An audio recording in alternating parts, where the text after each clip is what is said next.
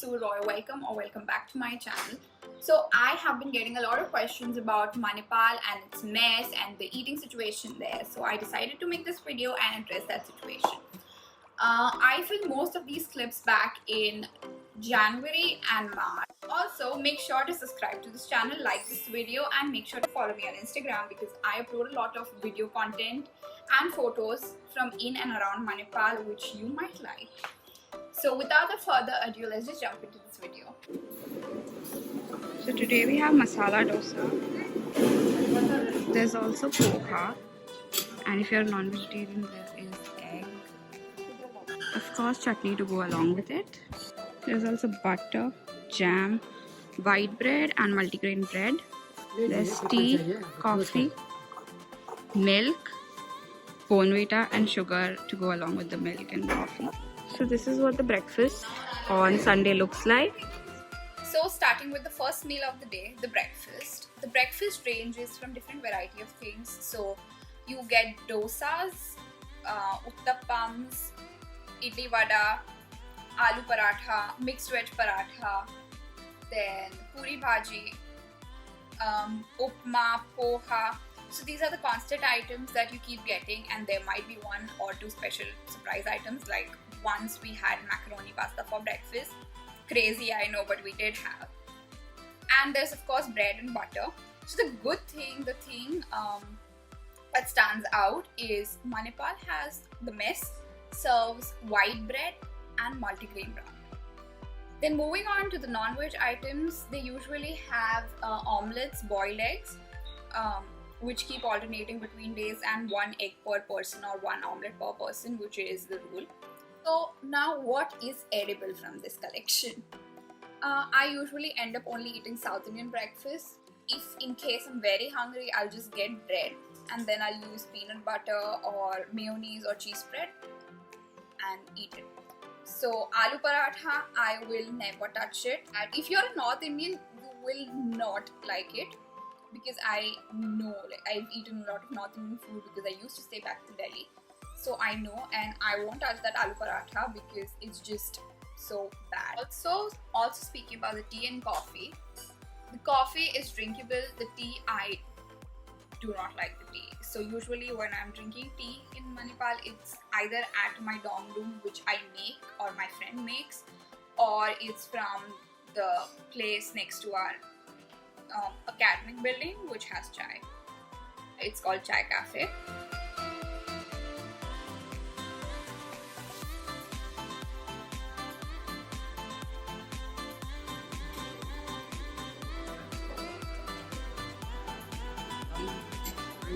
नहीं छोले हाँ करी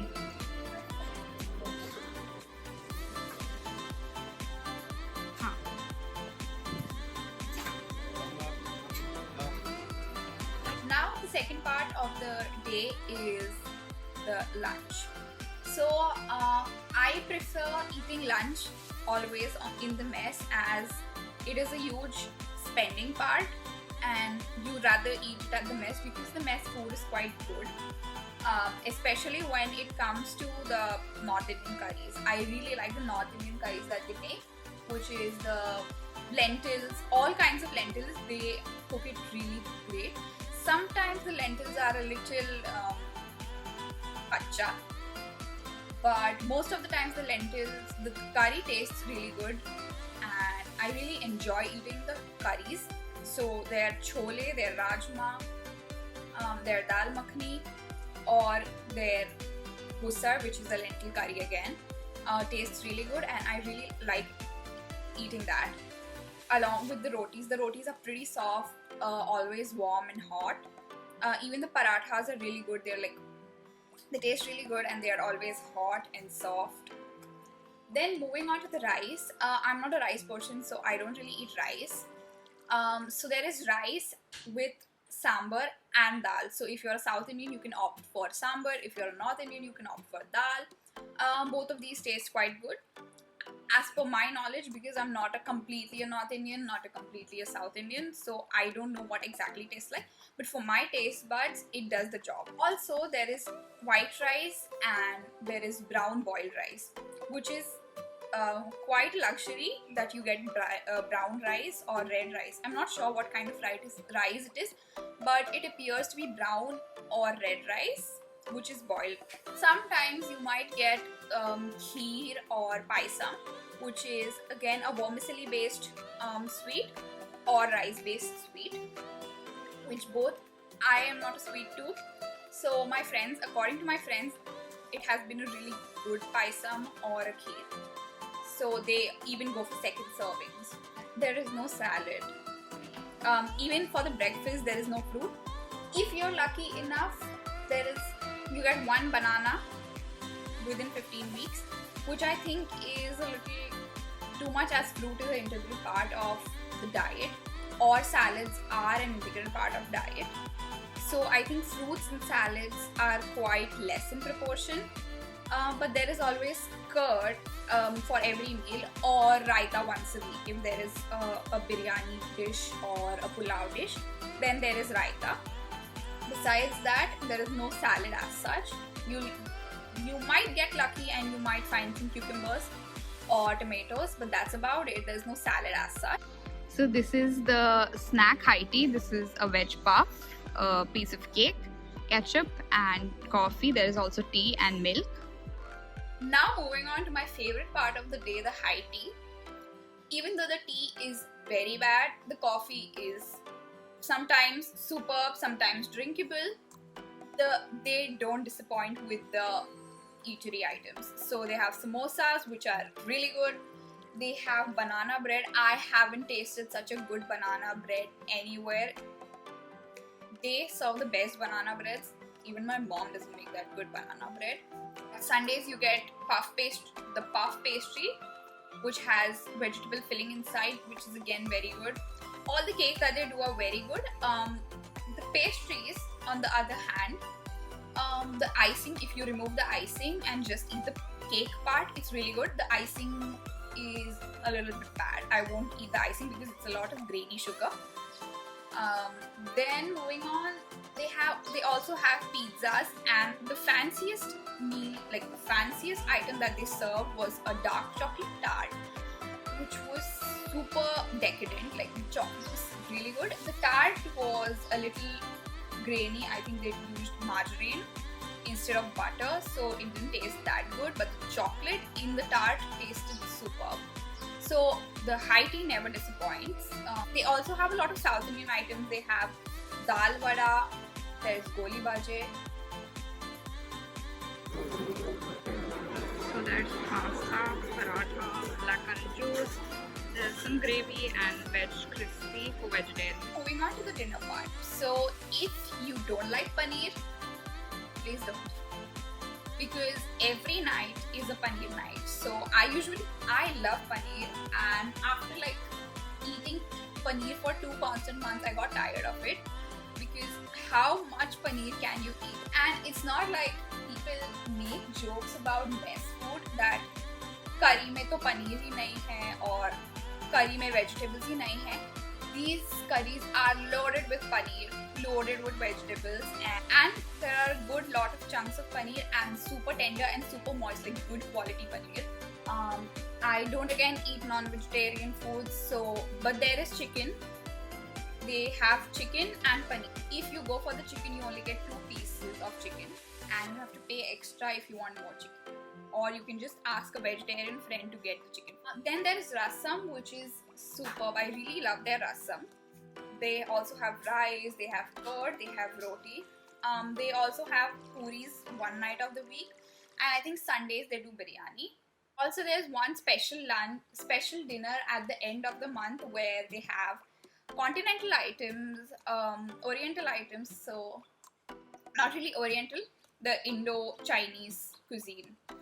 So end of the month dinner is usually pasta along with crispy veg and with cashew nut curry and quite fancy items actually. Throughout the week they give you 2 ice creams, 1 or 2 ice creams, it keeps changing.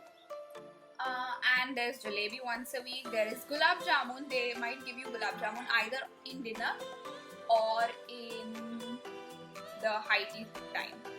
So they have gulab jamun. They have quite good sweets. There is no negative review for the sweets. The sweets are really good. The Indian sweets that they have are really good. So first you scan your card and get this coupon. So now moving on to how to access the mess. How do you get the mess card and everything? So usually if you're staying at the hostel, you end up paying the 46,000, which is the mess fees, with your accommodation fees. And then you can just go there, you have to submit your 2 pictures, you have to show them the fee received mess fee amount, and then within a day or 2 they'll give you this mess card. So which you're supposed to scan, and then you will get your food coupon, and then you can use that. When you eat a mess food, it is a buffet. So there is dal, sabzi, you can take how much you want, whatever you want. But there is also an a la carte option, okay? So you can just swipe this card. So if example pizza, so they have some good pizza for really affordable price. So you can just go to the counter and swipe this card, and they'll deduct you the amount for pizza or the juice. The best part about this mess, and that is this view. You can like see till the horizon, and it's just mountains and trees.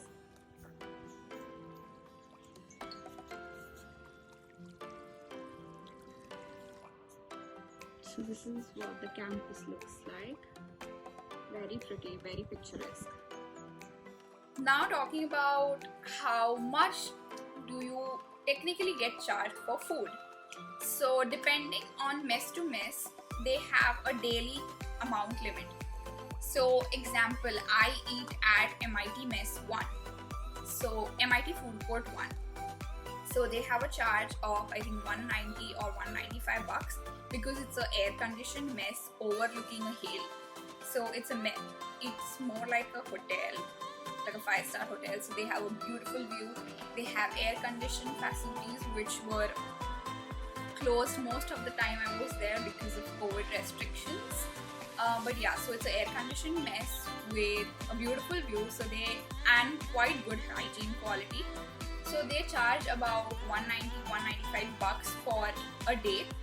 So which includes all 4 meals, and you are going to get charged for the entire day. Even though you eat 1 meal or you eat all 4 meals, you're gonna get charged for 195 or 190 bucks, whatever the amount is. If you take a meal plan alag se, like you are not staying in the hostel and you come and ask for a meal plan, they do have that option as well.